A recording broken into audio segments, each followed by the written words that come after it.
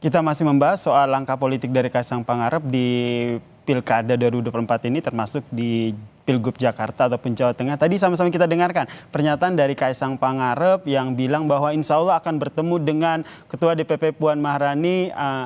Ini langsung saya tanyakan nih ke Mbak Sheryl. Jadi kapan nih rencana pertemuan itu? Kayaknya agak sulit Tadi begitu udah, kalau seandainya Mbak Sheryl bilang saya nggak tahu begitu. tadi udah dijawab sama Mas Kaisang ya insya Allah gitu. Tapi yang jelas gini, dalam pekan ini kita akan ketemu satu parpol lagi, parpol besar juga gitu ya. PDIP berarti ya? Jadi memang Satu parpol besar saya itu belum ya? bisa jawab. Saya belum bisa jawab, tapi nanti pasti Oke. kita akan lempar rilis untuk teman-teman Mm-mm. media. Tapi yang jelas memang kita juga menyambut baik nih animo dari parpol-parpol gitu ya, yang senior-senior gitu. Mulai berdatangan undangan untuk datang saling menyambangi DPP begitu. Kalau di Mm-mm. level DKI begitu, di level provinsi kemarin persis dari DPW DKI PSI itu sudah bertemu dengan DPD Demokrat DKI ya. Jadi komunikasi memang terus dijalin ini untuk mencari chemistry dan ya memang pada akhirnya ketika kita bicara demokrasi, parpol ini kan sebuah kendaraan ya. Dan Ya. tentunya kita nggak bisa Mm-mm. berjalan sendiri, kita harus kerjasama gitu loh. Seperti apa sih, kita mau bikin apa nih. Dan tentunya kalau cuma PSI aja kan kursi kita nggak cukup, meskipun kita punya 8 kursi di DKI ya. Jadi Kursi kita nggak terus cukup untuk mengusung mengadakan, Kaisang maju di Pilgub Jakarta begitu ya? ya tentunya 8 kursi kan nggak cukup. Tapi yang jelas 8 kursi Oke. itu untuk sebuah partai yang berumur baby, Mm-mm. berumur seumur jagung gitu ya. Ini suatu pencapaian luar biasa menurut saya.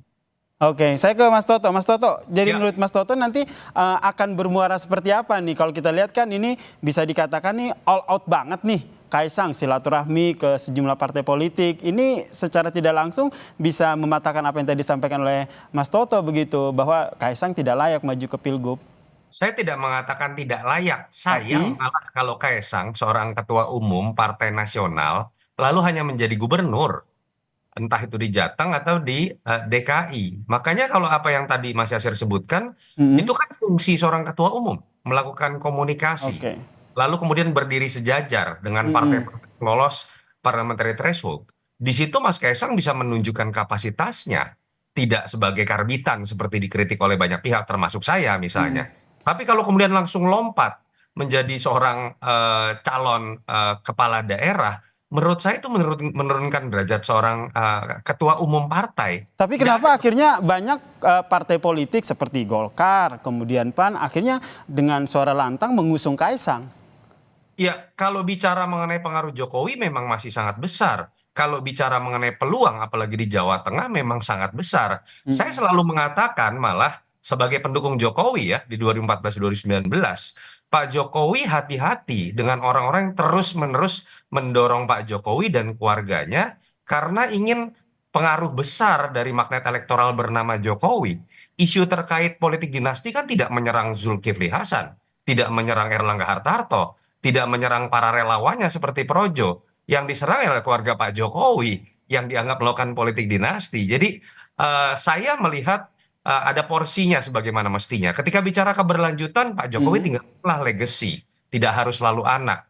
Ketika Mas Gibran sudah terpilih, hormati itu dan posisikan Mas Gibran dengan tugas sebagai wapres. Ketika Mas Kaisang sudah menjadi ketua umum dengan segala kritik karena beberapa hari saja langsung kemudian menjadi ketua umum, biarkan Mas Kaisang dalam posisi ketua umumnya menjalankan peran sebagai mestinya. Jangan kemudian Oke. kemudian ingin dorong di Surabaya, di Bekasi, lalu kemudian di DKI, lalu Mm-mm. kemudian datang. Menurut saya itu menurunkan peran dan derajat dan membuat keterbatasan dari Mas Kaisang menjalankan fungsi sebagaimana mestinya sebagai ketua umum. Oke, saya minta tanggapan dari Mbak Sheryl. Ya sah-sah aja ya kan Mas Toto ini kan pasti bicaranya data apalagi udah lama juga ikut dengan Pak Jokowi ya dari tadi 2014 2019 mengikuti perjalanannya dan saya rasa Mas Toto juga melihat kan perjalanan seorang Kaisang dari waktu itu masih ya seorang ABG lah gitu anak baru besar ya ketika ayahnya menjadi presiden gitu loh mungkin waktu itu bahkan baru pertama kali ke DKI kalau saya pribadi melihatnya saya juga mengikuti perjalanan keluarga Pak Jokowi saya melihat Pak Jokowi ini berhasil mendidik anak-anaknya. Mas Mm-mm. Kaisang kita ingat waktu itu masih kuliah di luar negeri, dia datang itu tidak dijemput dengan iringan khusus, dia bahkan naik bus patas biasa yang ada di bandara untuk pulang ke rumahnya begitu. Saya rasa ini merupakan sebuah modal ya. Kita tidak bicara umur atau bagaimanapun juga, tapi kita hanya ingin melihat bagaimana sih animo masyarakat, apakah masyarakat betul-betul menginginkan Mas Kaisang atau tidak. Karena sampai detik ini pun dari ketum kami belum pernah bilang bahwa dia akan maju atau tidak dan apakah Mm-mm. kalau maju akan di daerah mana. Jadi kita Oke. tunggu bersama kejutannya nanti di bulan Agustus. Oke, tapi bagaimana pendapat Anda seperti yang tadi disampaikan oleh Mas Toto begitu? Masih ada pengaruh sosok Presiden Joko Widodo di karir politik dari Kaisang? Saya rasa nggak masalah ya, itu wajar-wajar saja karena Presiden Jokowi ini meskipun sudah tinggal hitungan bulan, hitungan jari begitu ya, bulan masa jabatan seorang presiden, tapi saya tidak melihat akan menjadi seorang lemdak gitu ya. Biasanya itu kan presiden di periode keduanya sudah mulai ditinggalkan oleh orang-orang yang bersekutu untuk mendukung dia karena orang sudah mulai merapat ke calon presiden berikutnya begitu yang sudah terpilih elected. Tapi saya melihat sampai detik ini Pak Jokowi misalnya approval ratingnya by LSI itu di Jawa Tengah saja 80% lebih. Kalau kita bicara nasional saya rasa masih 70% lebih. Jadi ini sangat wajar ketika masyarakat Indonesia yang merasakan kinerja Pak Jokowi bagus. Lalu masyarakat Solo yang melihat bagaimana Gibran begitu bekerja keras untuk Solo dan dalam debat capres-cawapres kemarin juga begitu artikulatif dalam memaparkan visi misinya, ya jadi nggak ada apa ya, bukan sesuatu yang mengagetkan ketika orang lalu melirik anak putra Jokowi yang satu lagi yaitu Kaisang Pangarep. Tapi kita lihat bersama lah. Saya rasa masyarakat juga excited melihat bagaimana perkembangan dinamika politik, apakah Kaisang akan maju atau tidak. Tapi yang jelas sampai detik ini PSI belum memutuskan. Tapi PSI kita belum terbuka memutuskan untuk ya Kaisang ini komunikasi. akan maju atau Betul. tidak ya. Nah, apakah saya ke Mas Toto, apakah ini salah satu pertimbangannya nanti setelah bertemu dengan Puan Maharani baru akhirnya PSI memutuskan Kaisang bakal maju atau tidak? Enggak lah, tidak ada kaitannya menurut Nggak ada saya. kaitannya ya begitu ya. Jadi menurut Anda nih pertemuan dengan PDI Puan Maharani di Perjuangan. PPDIP ini akan seperti apa, Mas Toto? Menurut saya tidak mengagetkan ya kalau kalimat ini keluar dari Mbak Puan. Mbak Puan dalam perang dingin antara PDI Perjuangan dengan keluarga Pak Jokowi, katakanlah ada seperti itu juga selalu menempatkan dirinya sebagai jembatan. Yang keras itu kan Ibu Mega.